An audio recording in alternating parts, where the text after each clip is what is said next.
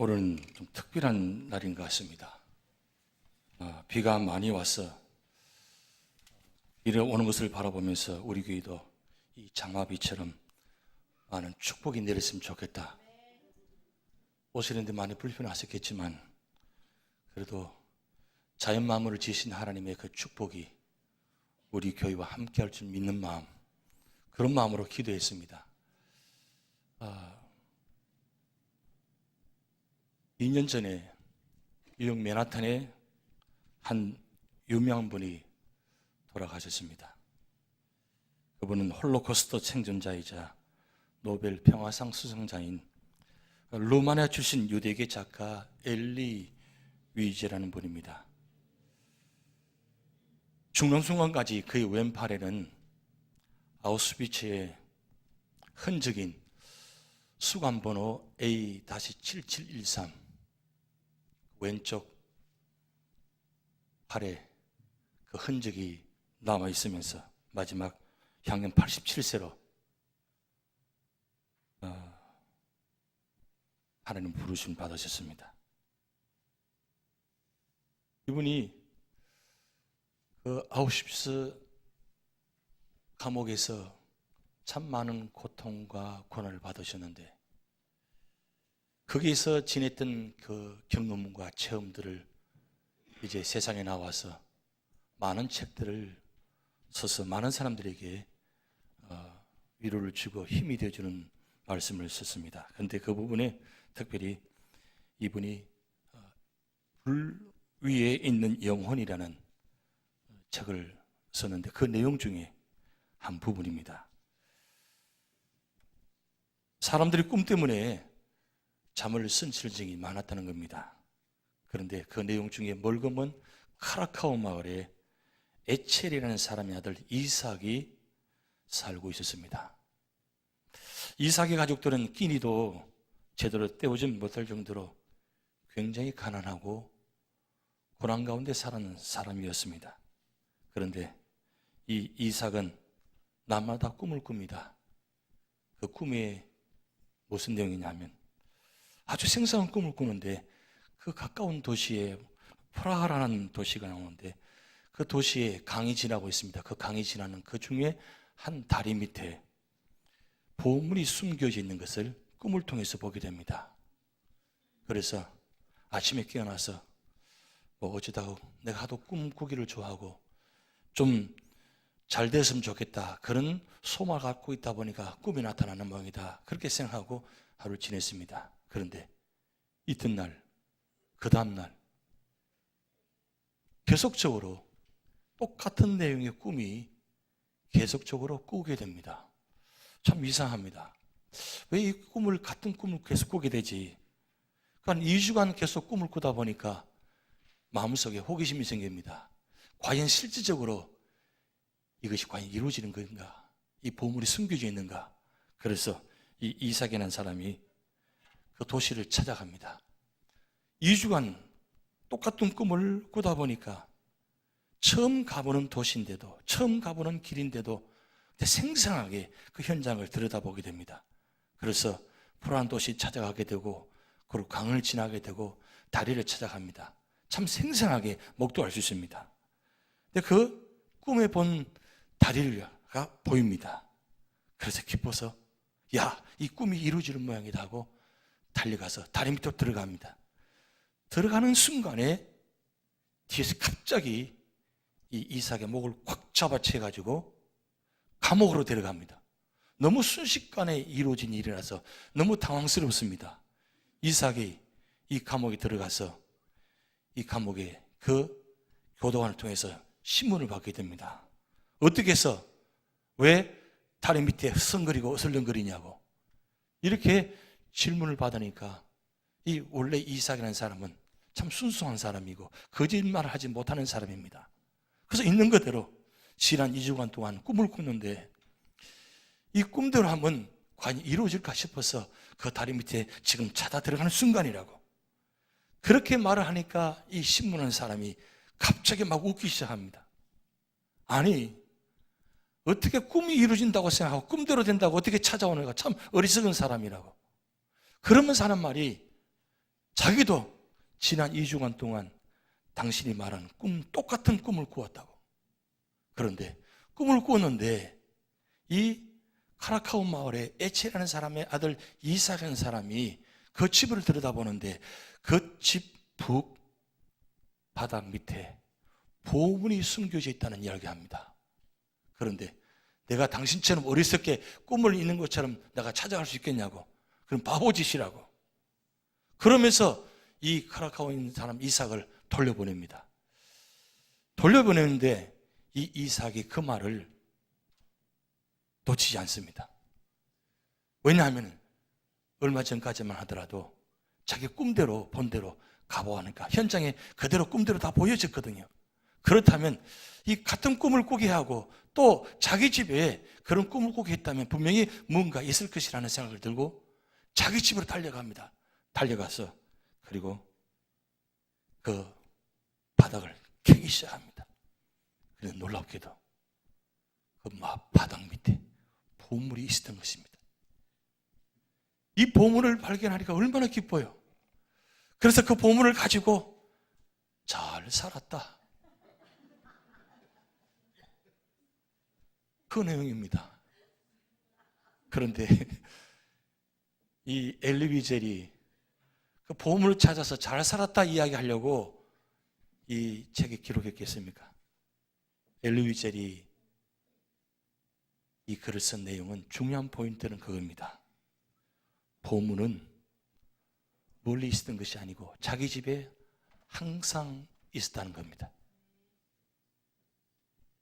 저는 이 내용을 보면서 엘리 위젤이 왜 이 내용을 썼을까 생각해 보았습니다.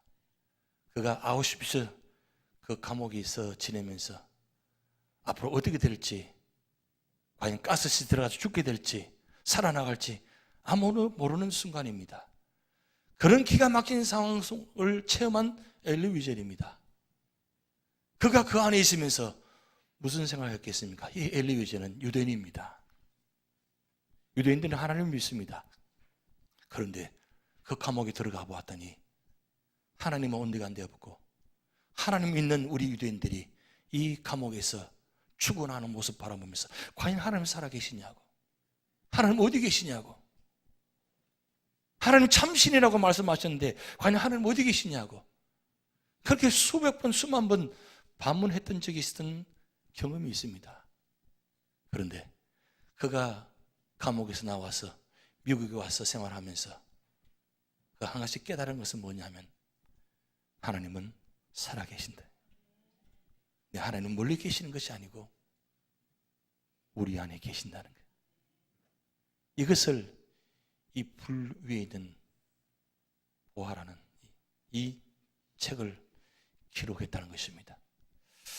저는 이 말씀 보면서, 이 책을 보면서 그런 생각이 들었습니다. 이 진리는 우리 그리스도인들에게 마찬가지로 적용되는 부분이 아닌가. 여러분, 우리가 살아오면서 우리 보물은 어디 있습니까? 아직도 보물을 찾기 위해서 쫓아가고 있지 않습니까?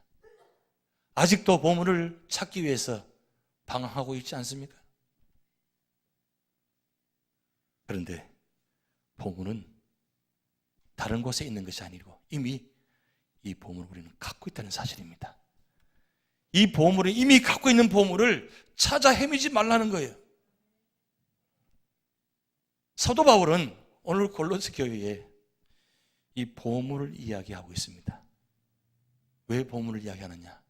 오늘 8절 말씀에 이렇게 기록되어 있습니다. 누가 철학과 헛된 속임수로 너희를 서로 잡을까 주의하라. 이것은 사람의 전통과 세상의 초동학문을 따름이요 그리스도를 따름이 아니니라. 지금 골로새 교회에 거짓 교사들이, 이단들이 들어와 가지고 예수만 믿어서는 구원받을 수 없다. 예수만이 우리의 구원받을 대상이 아니다. 그렇게 하면서 아주 이단적인 이야기를 하고 있습니다. 여러분, 이단이 뭔지로 아십니까? 이단은 한문적 의미로 달을 이자 끝단자입니다. 다 똑같은 것 같은데 마지막 끝이 다르다는 말입니다. 그런데 그러면 99%는 다 맞고 하나만 틀리냐? 아닙니다. 하나를 위해서 99%를 포장하고 있다는 사실입니다. 그런데 우리가 잘 알지 못하다 보니까 그 헛된 철학, 헛된 속임수에 빠져가지고 사람의 전통이라든가 세상의 초등학문, 이상적인 그런 일반적인 사람의 이야기들 가지고 이 적용해가지고 듣다 보니까 처음 들은 이야기, 야, 그 말이 맞는 것 같아. 그래, 그 이야기 맞는 것 같아. 왜냐하면 교회 안에서 들어보지 못했거든요. 그런데 그 이야기 들어보니까 맞는 것 같아. 거기에 쫓아가고 있다는 사실이에요. 근데 나중에 결과적으로 가보았더니 마지막 전혀 다른 이야기가 나오는 겁니다. 제가 한번 성경 공부 시간에 말씀드린 게 있는 것 같습니다. 제가 한국에 있을 때 교회 한 집사님이, 조남이 전복단 집사님이세요. 전복단 집사님인데, 참 전시에다가 복단이니까 얼마나 좋은 이름입니까? 복은 다 끝달 정도로 다 받은 분이. 그 이름 참 잘 지었다고 생각했어요. 근데 그 집사님 집에 가정에 가서 신방을 하게 되었는데, 마침 그 언니와 동생이 함께 그 집에 있어서 같이 예배를 드리게 되었습니다. 그런데 이 복단 집사님이 언니 보고 일단 언니라고 묻는 거예요. 이름이 일단입니다. 일단 언니? 일단이니까 그걸 할 수 있구나 하는데, 동생 보고 삼단아. 지금 무슨 이야기인지 아시겠습니까? 그 이야기를 들은 순간 갑자기 서쳐가면서 이름이 참 특이하다. 1단과 3단이면 그러면 집사님 복단인데 왜 복단일까? 그래서 집사님께 물어봤어요. 그것도 한 번도 물어본 적이 없었거든요. 물었습니다. 어디 집사님이 왜 언니와 동생 이름 1단, 3단인데 왜 집사님 복단이냐고. 그리고 물었더니 자초지종 이야기합니다. 원래 예수 믿기 전에는 제 이름이 2단이었습니다. 옛날에는 가정에서 그렇잖아요. 이제 딸 오면 끝이다. 1단 했습니다. 근데 둘째 놓으니까 2단이 되었습니다. 셋째 놓는데 3단. 그러니까 예수 믿기 전에는 괜찮았어요. 1단, 2단, 3단 관계없으니까. 교회 안에 들어와서 신앙생활 하는데 자꾸 2단아 부르는 거예요. 2단 집사님, 이 집사직까지 받았어요. 그러니까 마음이 굉장히 불편한 거예요. 나는 2단이 아닌데 왜 저 2단 부르냐고. 그래서 법원에 가서 이름을 바꿨다는 거예요. 바꿀 때 뭘 바꿀까 하다가 그래도 단은 돌림자니까 바꿀 수는 없고 그럼 복자를 하자 해서 복단은 받아가는 거예요. 그런데 1단, 3단은 예수 안 믿어요.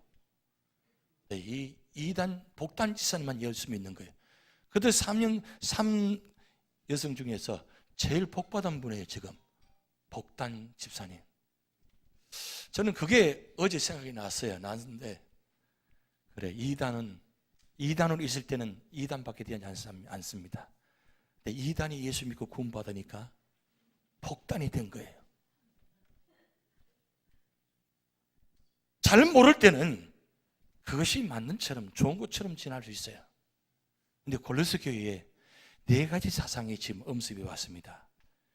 율법주의 사상과 그리고 천사 숭배 사상과 검육주의 사상, 영주주의 사상, 참 한 가지만 해도 대단한데 이 4가지 사상이 교회 안에 들어와 가지고 이 교인들을 유혹합니다.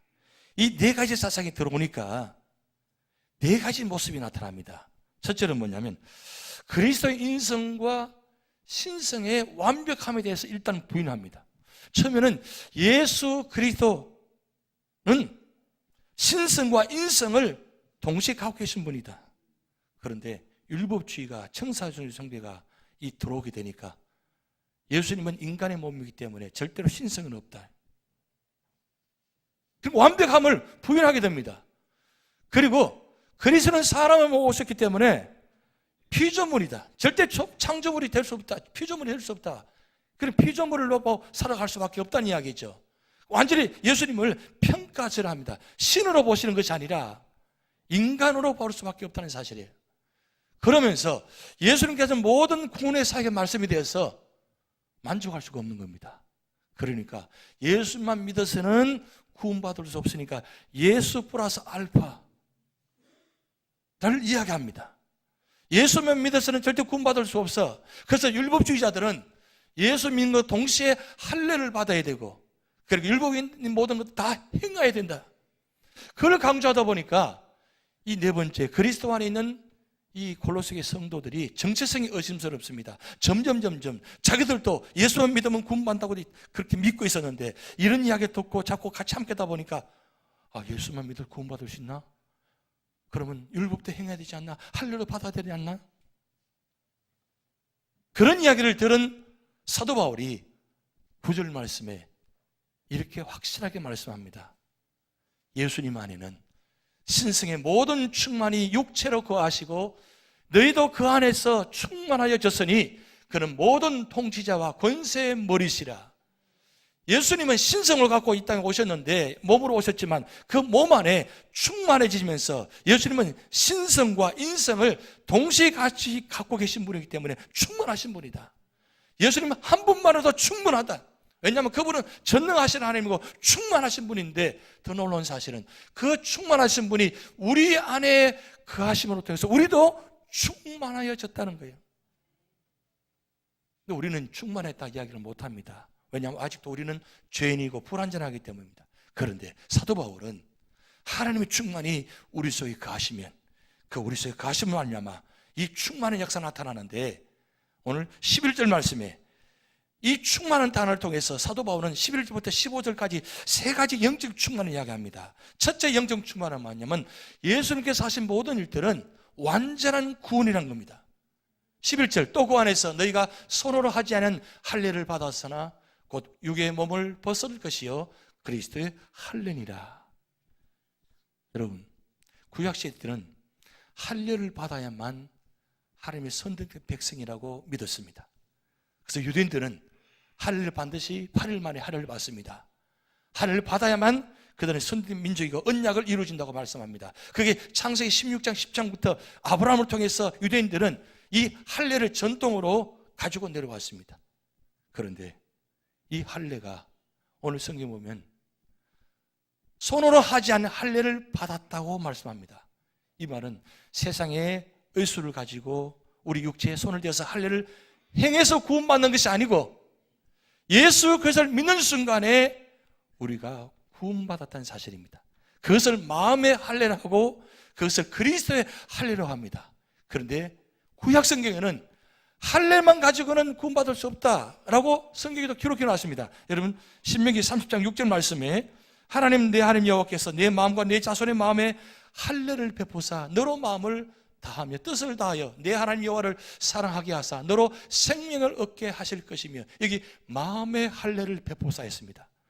믿음으로 구원받은 것이지 행함으로 할례를 받아서 구원받은 것이 아니라는 말씀이에요. 지금 모세오경 말씀입니다. 지금 모세오경을 저자인 모세가 지금 이 하나님 말씀을 통해서 말씀하고 있습니다. 육체적인 할례 받은 건 이것만 가지고는 구원받을 수 없다는 겁니다. 결국은 예수 그리스도를 통해서만 구원받을 수 있다는 사실. 그래서 12절 말씀에 오늘 사도 바울이 너희가 세례로 그리스도와 함께 장사되고 또 죽은 자를 가운데서 그를 일으키신 하나님의 역사를 믿음으로 말미암아 그 안에서 함께 일으키심을 받았느니라. 지금 이 세례를 말씀하고 있습니다. 이 세례는 할례와 같은 이야기입니다. 할례는 육체적인 할례입니다. 근데 세례는 마음의 할례입니다. 우리가 예수 믿고 구원받은 후에 세례를 받습니다. 이 세례 받는 것은 육체적인 할례를 받는 것이 아니라 성부, 성자, 성령 삼위 하나님의 이름으로 세례를 받습니다. 세례를 받는 순간에 그리스도께서 우리 안에 임재하신 말미암아 우리를 그리스도의 사람으로 구원받은 자로 하나님과 사람 앞에서 증거로 외적으로 표시하는 것이 바로 세례입니다. 세례는 반드시 받아야 됩니다. 왜요? 바로 그것이 구원에 받은 표시이기 때문입니다. 그런데 사도 바울이 왜 지금 할례를 이야기하고 세례를 이야기하느냐? 지금 당시에 골로새 교회 안에 유대인들이 들어와 가지고 할례를 받아야만 구원받을 수도 있다고 이야기하니까 이미 율법에 할례만 가지고 구원받을 수 없다고 이야기했다고. 결국 예수 그리스도만 믿어도 구원받을 수 있다고. 근데 이 구원은 불완전한 구원이 아니라 예수 플러스 알파가 아니라 예수만 믿어도 완전한 구원받은 것이라고 말씀하고 있습니다. 여러분, 행위로 말미암아, 어떤 의학적인 기술로 말미암아 우리가 어떤 몸에 이 할례를 행한다 할지라도 그것이 우리를 구원받을 수가 없는 것입니다. 진짜 중요한 건 지금 사도 바울이 할례를 이야기하고 이 세례는 외적인 표시지만 사실은 외적인 표시를 이야기하는 것이 아니라 세례를 받는다 할지라도 할례 받는다 할지라도 그 마음속에 내가 예수님을 영접하지 않고 믿지 않으면 하나의 형식적인 것이 불과하다는 뜻이에요. 중요한 건 내가 그리스도를 진정으로 믿으면 다른 어떤 것도 필요 없다는 거예요. 예수님께서 오신 이 땅의 모든 하신 일들은 바로 우리를 구원하시기 오셨습니다. 그래서 믿음을 말미암아 그 안에서 함께 일으키심을 받았느니라. 예수께서 십자가에 죽으시고 3일 만에 부활하셨는데 일으켰다. 이 부활의 의미입니다. 그런데 이 부활하게 하신 것은 우리를 통해서 구원의 확실한 증거를 보여주신 겁니다. 만약에 부활이 없이 십자가만 있다면 우리는 구원받는 것이 아닙니다. 그런데 이 십자가를 통해서 죽으시고 그리고 3일 만에 부활을 통해서 우리에게 이 영원한 믿음의 소원을, 구원을 확증하게 주시는 말씀입니다. 그렇기 때문에 예수 그리스도의 십자가의 죽으심과 그리고 예수 그리스도의 부활을 믿으면 진정 구원받은 자라는 말씀입니다. 여러분, 갈라디아서 2장 27 말씀에 내가 그리스도와 함께 십자가에 못 박혔나니 그런지 이제는 내가 사는 것이 아니요 오직 내 안에 그리스도께서 사신 것이라. 이제 내가 육체 가운데 사는 것은 나를 사랑하사 나를 위하여 자기 자신을 버리신, 우리 다 같이 합독합니다, 하나님의 아들을 믿는 믿음 안에서 사는 것이라. 여러분, 우리는 이미 십자가에, 예수님께서 십자가에 못 박히신 그 순간에 우리가 못 박힌 것입니다. 예수님의 못 박히심은 그만큼 완전한 것이기 때문입니다. 사람이 십자가에 죽은 것은 완전할 수가 없습니다. 그러나 예수님이 십자가에 죽으심은 완전하신 죽으심입니다. 근데 그 죽으심을 내가 믿는 순간에 2000년 전에 예수님의 죽으심이 나의 죽음이 되는 것입니다. 그리고 그 죽으심을 믿고 받아들이고 부활을 믿으면 예수님께서 부활하신 그 순간에 그 상황을 내가 믿는 순간에 그의 부활이 나의 부활이 되는 것입니다. 이 부활은 완전한 부활이기 때문입니다. 그래서 사도 바울은 그 믿는 믿음 안에서 사는 것이라. 이제는 이미 우리는 예수 그리스도 믿음으로 말미암아 우리는 구원받은 자입니다. 구원받은 자가 세상에 살아가면서 보물을 찾아다니지 말라는 거예요. 진정한 보물은 바로 예수 그리스도라는 겁니다. 예수 그리스도 한 분만으로 만족할 수 있는 신앙이 되셔야 됩니다. 주 예수보다도 귀한 것은 우리 찬양합니다. 왜 찬양하는 겁니까? 그 찬양이 무슨 뜻입니까? 예수님 한 분만으로 만족하기 때문에 감사하다는 거죠. 다 필요 없습니다. 다 없어도 괜찮아요. 근데 아직도 우리는 필요해요. 있어야 돼요. 불편합니다. 있으면 더 좋은 것 같아요. 지금 골로새 교회에 있으면 그 얘기입니다. 예수 믿으니까 힘들어요. 그런데 세상 이야기 자꾸 들어보니까 그게 좋은 것 같아. 같이 해보니까 괜찮은 것 같아. 뭐 교회 안에서 또 밖에서는 그래 함께 하는 것도 괜찮은 것 같고. 그래서 잘 단절해서 세상과 교회는 전혀 다른 상황이다 하면 얼마나 불편합니까? 그래서 세상의 모습도 함께 합니다. 굉장히 편한 것 같아요. 좋은 것 같아요. 1차 예배 드리고 2차 그것도 괜찮은 것 같아요. 골로새 교회가 그런 모습이 되었다는 말씀입니다. 그래서 사도 바울은 오늘 13절 말씀에 다시 한번 영적 충만에 대해서 말씀합니다. 또 범죄와 육체의 무할례로 죽었던 너희를 하나님이 그와 함께 살리시고 우리의 모든 죄를 사하시고 우리를 거스르고 불리하게 하는 법정으로 쓴 정서를 지우시고 제하여 버리사 십자가에 못 박으시고. 지금 예수님께서 오셔서 모든 하신 일들이 완전한 우리를 위해 용서를 하셨다는 뜻입니다. 여러분, 여기 단어 중에 살리시고 사하시고 지우시고 박으시고, 근데 여기 중에서 이 법정으로 쓴 정서를 지우시고 했습니다. 우리는 죄의 흔적들이 있습니다. 그런데 예수님께서 십자가에 죽으시면서 우리 모든 죄의 흔적들을 다 제하여 버렸습니다. 왜 예수님께서 십자가에 양손에 양발에 못이 박힌 줄 아십니까? 왜 십자가는 양손과 양발에 못을 박아야 된 줄 아십니까? 그래야만 완전한 죽음이 이루어지기 때문입니다. 양손과 양발에 못이 박혔다는 뜻은 우리의 모든 죄를 그냥 지우시기만 하셔도 됩니다. 지금 법정에서 검사들이 증거물을 찾아가지고 법정물에다가 낱낱이 다 기록해 놓았습니다. 그래서 이걸 판사에게 증거를 내밀었습니다. 이게 바로 고소장입니다. 거기다가 피해자가 자수서까지 썼습니다. 채용증서까지 있습니다. 그런 확실한 제목입니다. 그런데 판사가 그 제목들을 하나씩 다 지우기 시작합니다. 다 지웠습니다. 그것만 하더라도 이미 용서받은 겁니다. 그런데 예수님께서 하신 일은 어떻게 하셨는지 아십니까?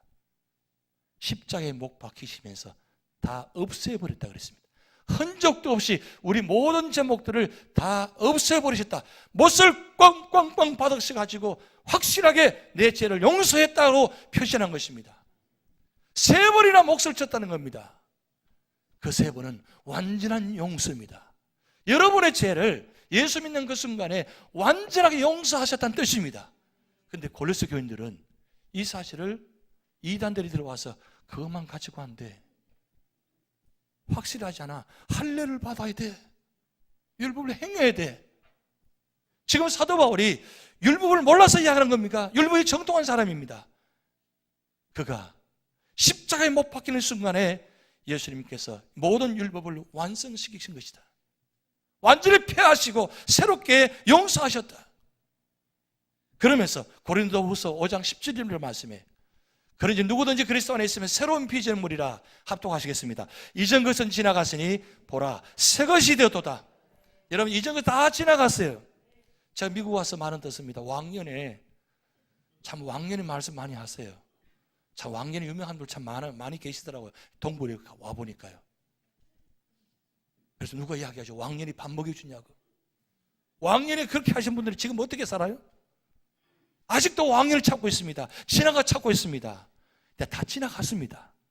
우리의 과거 모든 건 다 지나갔습니다. 이제는 어떻게 해요? 새 것이 되었도다. 예수 그리스도를 통해서 새로운 피조물이 되셨습니다. 이제는 과거를 탓하지 마시고 과거를 원하지 마시고 이제는 새로운 피조물로서 새로운 믿음의 사람으로서 용서하시고 이제 품으시고 함께 가셔야 된다는 사실입니다. 그러면서 사도 바울이 오늘 15절 말씀에 마지막으로 확실히 말씀을 가고 있습니다. 통치자들과 권세들을 무력하여 드러내어 구경거리로 삼으시고 십자가로 그들을 이기셨느니라. 예수님께서 하신 모든 일들은 완전한 승리라는 거죠. 여러분 여기 통치자들과 권세들을 무력하여 드러내어 구경거리로 삼으신다는 말은 그때 그 당시에 전쟁에 승리하면 정수가 제일 앞에 갑니다. 그리고 군사들이 따라갑니다. 그런데 제일 뒤에 누가 따라오느냐? 거기에 포로 잡힌 사람들을 그리고 뒤에 따라가게 만듭니다. 그리고 구경거리를 만듭니다. 왜 그렇게 하느냐? 이 사람들은 죄인이라는 거예요. 포로 있는 거죠. 저 십자가는 우리의 죄의 흔적입니다. 그런데 저 십자가가 죄의 흔적으로만 남으면 우리는 어떤 고통입니다. 그런데 저 십자가로 끝나지 않고 부활로 이야기합니다. 그래서 우리가 일반적으로 십자가는 죽음이고 부활은 승리라고 합니다. 그런데 진정한 승리는 십자가의 죽음입니다. 죽음이 승리입니다. 그럼 부활은 뭐냐? 승리의 확인입니다. 그 어디였냐? 마지막 때에 우리를 십자가로 이기게 만드십니다. 그런데 이 말씀은 이미 창세기 3장 15절 말씀에 이미 기록되었습니다. 내가 너로 여자의 원수가 되게 하고 내 후손도 여자의 후손과 원수가 되게 하려니 여자의 후손은 내 머리를 상하게 할 것이요 너는 그의 발꿈치를 상하게 할 것이니라. 이 말씀은 하나님이 뱀에게 지금 하는 말씀입니다. 여자의 후손은 누구냐? 바로 예수 그리스도입니다. 예수 그리스도가 내 머리를 상하게 할 것이다. 승리한다는 뜻입니다. 이미 창세기에 3장에 승리한다고 말씀하셨습니다. 근데 그 승리의 상징을 예수 그리스도를 보내주셔서 가지고 십자가를 통해서 부활을 통해서 승리의 상징을 보여주셨습니다. 그래서 우리는 저 십자가는 죽음의 상징이자 바로 부활의 상징입니다. 이번 수요일부터 사순절 시작입니다. 여러분 우리 삶 가운데 우리 삶의 자리에 부활절이 왜 있습니까? 사순절이 왜 있습니까? 여러분 부활절은 사순절을 통과하지 않으면 부활절은 없습니다. 우리는 그리스도 안에 있는 새 생명으로 새롭게 피조물이 되셨습니다. 과연 우리 마음속에 아직도 보물을 찾기를 원하신다면 예수 그리스도를 만나시기 바랍니다. 예수 그리스도와 함께 하시기 바랍니다. 여러분, 그림 한 장 보여드리겠습니다. 여러분, 저게 뭔 줄을 생각하십니까? 한 집사님 가정에 신방 갔는데 저 그림을 보여주셨어요. 저게 장미꽃잎입니다. 아주 조그만 장미꽃잎인데 그것이 뭔가 보이기 시작합니다. 그래서 사진을 찍어서 확대해 놓은 겁니다. 여러분, 뭐가 보입니까? 저 뒤에 계신 분은 보이는지 모르겠습니다. 뭐가 보이십니까? 저 속에 예수님 얼굴의 모습 보이면 바로 예수님 모습입니다. 그 장미꽃 안에도 예수님의 그림이 보인다는 것, 얼굴이 보인다는 것. 무슨 뜻입니까? 우리 안에 예수님이 충만하면 우리가 드러나는 것이 아니라 예수님이 나타납니다. 예수님이 나타나셔야 됩니다. 그게 바로 예수 믿는 사람입니다. 왜냐하면 예수님께서 오신 모든 일들이 완전한 구원이요, 완전한 용서요, 완전한 승리이기 때문입니다. 그분이 나와 함께 계시는데 왜 우리가 두려워합니까? 그분이, 완전하신 분이 나와 함께 계시는데 왜 우리가 실족하고 절망합니까? 올 한 해 동안 여러분 삶의 자리에 어떤 고난이 다가온다 할지라도 예수 그리스도와 함께 하실 말미암아 충만하시기 바랍니다. 그리고 여러분 삶 속에서 예수 그리스도가 나타나셔가지고 예수 그리스도가 새 생명을 전하는 여러분 되시기 바랍니다.